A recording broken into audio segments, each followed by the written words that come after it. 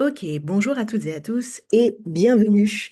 Donc aujourd'hui, ce qu'on va faire, c'est que je vais vous partager un outil que je suis en train d'améliorer, un outil sur le contrôle du paramétrage de paye que je suis en train d'améliorer et ce sera l'occasion aussi de vous donner quelques conseils à ce niveau-là. Donc bonjour à toutes et à tous. Alors je vous montre rapidement l'outil. Donc en fait, là, j'ai déjà commencé à l'améliorer, vous l'avez à l'écran. Et l'idée, en fait, c'est d'avoir un outil qui puisse améliorer le contrôle au niveau du paramétrage.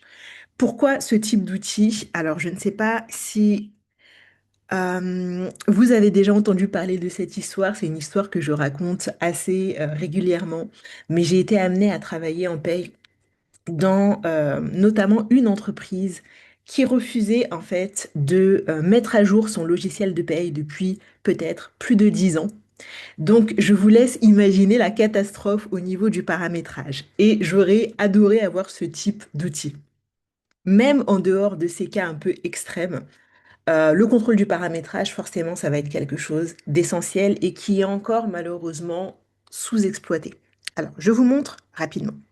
Donc ici, j'ai mis un petit tutoriel, mais j'aimerais le détailler un petit peu plus parce que là, il est vraiment un peu synthétique. Donc ici, ce que j'ai mis, c'est un référentiel où on va pouvoir indiquer donc les codes des rubriques donc du logiciel de paye, les libellés, les catégories, globalement comment est-ce que les rubriques se calculent, etc. Vraiment un référentiel où on peut aller chercher les rubriques et comprendre comment la rubrique est créée. Tout ça, c'est super intéressant que ce soit pour vous en tant que gestionnaire responsable paye, mais aussi pour toute l'équipe et même pour un nouvel arrivant, par exemple, dans l'entreprise. Avoir un référentiel vraiment où on peut retrouver les différentes rubriques qui sont donc incluses dans le logiciel de paye, comment est-ce qu'elles sont calculées, qu'est-ce qu'elles comprennent, etc., etc., etc. Alors, avant de continuer, un petit rappel avant que j'oublie. À l'heure actuelle, donc si vous vous intéressez aux outils de contrôle, j'ai créé un pack d'outils de contrôle qui est vraiment le même type que celui que je vous montre, mais sous format Excel, avec pas mal d'outils de contrôle automatisés, que ce soit sur le paramétrage, sur les payes, les charges, même un petit peu la DSN. Donc des outils qui sont déjà automatisés, qui sont sous format Excel et que vous pouvez du coup euh, utiliser directement, personnaliser, etc. Donc si ça vous intéresse, vous pouvez télécharger le pack. Je mets le lien en description de la vidéo. Et il est à tarif réduit jusqu'au 31 pardon, juillet inclus. Alors, ici, qu'est-ce qu'on a d'autre? Donc ici, j'ai mis une partie évolution des taux. En fait, mon idée, c'était que je voulais que l'outil soit le plus automatisé possible. On sait très bien qu'en paye, on a des taux, on a des évolutions au niveau du paramétrage. Et en fait, ce que je voulais mettre, c'est en fait qu'on puisse indiquer une date d'effet à une évolution pour que au niveau de notre outil, en fait, la mise à jour se fasse automatiquement à la date qu'on aura indiquée. Donc ça, c'est quelque chose sur lequel je suis et que je vais continuer à mettre en place. Ensuite, ce que je voulais, c'était une partie contrôle mensuel. Donc l'idée, c'est que chaque mois, en fait, on puisse se rendre sur cet onglet-là, contrôle mensuel, et voir un petit peu quels sont, on va dire, quelques points de vigilance au niveau du paramétrage. Donc vous voyez qu'ici, il y a quelques exemples que j'ai mis. On peut ici indiquer, voilà, c'est ça que j'ai voulu mettre. J'ai voulu indiquer en fait s'il y avait un écart entre le référentiel et ce qui sort du logiciel de paye. Donc ici, par exemple, je vais vous donner l'exemple du taux. Tiens, j'ai déjà pris cet exemple-là. La cotisation maladie ici. Donc si je mets 12% ici, donc, disons que sur le logiciel de paye, elle est indiquée à 12%, on voit qu'il y a automatiquement marqué écart critique. Donc, mon idée, c'est en fait qu'on puisse très facilement vérifier s'il y a des écarts entre le référentiel, qui est vraiment notre base sur laquelle se, on va se focaliser, qui va être voilà, notre base, avec les bons éléments de paramétrage, et qu'on puisse vérifier en fait s'il y a des écarts au niveau de notre logiciel. J'ai aussi créé une partie tableau de bord qui est une partie très intéressante aussi, qui va indiquer combien de rubriques sont dans le référentiel, quels sont les éléments à vérifier. Donc tout ça, c'est des points qu'on peut paramétrer soi-même. S'il y a des rubriques qui sont plus sensibles que d'autres, s'il y a des écarts, donc là, j'en ai créé un pour vous montrer. Donc il y a un écart détecté, donc tout ça, c'est automatique.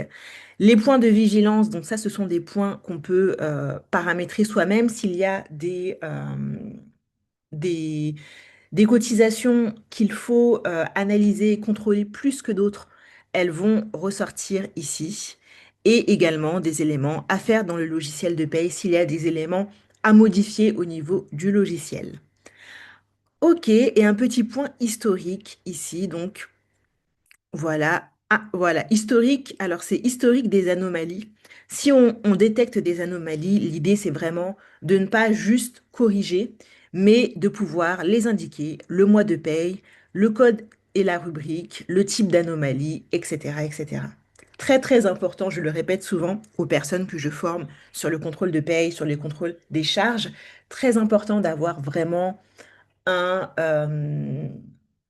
une trace des anomalies en paye et de ce que vous avez réalisé aussi pour modifier l'anomalie, la corriger. Très important d'avoir des traces écrites parce que en paye, on va souvent euh, rencontrer le même type d'anomalie et si on n'a pas d'écrit, en fait, on va passer notre temps à corriger les mêmes choses. Donc, très, très important d'avoir constamment des traces des anomalies. Ce que j'aimerais continuer au niveau de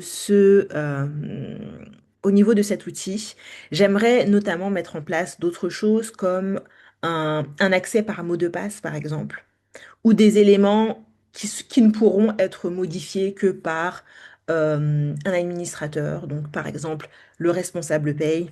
Très important, par exemple, au niveau du référentiel, que tout le monde ne puisse pas venir modifier parce que forcément, ça rajoute des risques d'erreur. Donc, on est vraiment une ou deux personnes responsables, on va dire, qui puissent modifier les éléments les plus sensibles, on va dire. Et pourquoi pas mettre certaines modifications, euh, les rendre un peu, soit permettre uniquement aux responsables de modifier certains éléments, soit donner des accès, par exemple, par mot de passe. Il y a beaucoup de choses qui sont possibles. Donc là, je suis en train d'optimiser un petit peu cet outil. Et si ça vous intéresse, je vous montrerai la version mise à jour.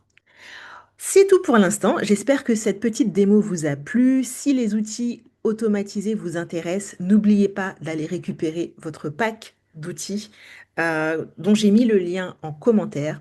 Donc, pour rappel, c'est un pack d'outils sous format Excel qui sont également automatisés pour contrôler les payes, les charges, même un peu la DSN et gagner du temps. Surtout l'objectif, gagner du temps. Donc, si c'est votre objectif d'améliorer vos contrôles, de gagner du temps dans vos contrôles, allez voir et récupérer votre pack. C'est tout pour l'instant. J'espère que cette démo vous a plu. Je vais essayer d'en faire davantage et de vous montrer davantage les outils sur lesquels je travaille. Ces outils sont importants déjà pour moi dans la pratique de la paye parce qu'ils m'aident à gagner du temps. Mais ce qui est intéressant aussi, c'est que ils aident les personnes que je forme, donc les gestionnaires, les équipes paye que je forme à gagner du temps. Donc, je prends toujours du temps pour les améliorer et les optimiser pour qu'ils deviennent à chaque fois, on va dire, meilleurs en fait au fil des années. Ok, sur ce, je vais vous laisser ici. Je vais continuer à mettre à jour mon outil. Merci d'avoir été avec moi. N'oubliez pas d'aller chercher votre pack si vous ne l'avez pas encore et à très vite.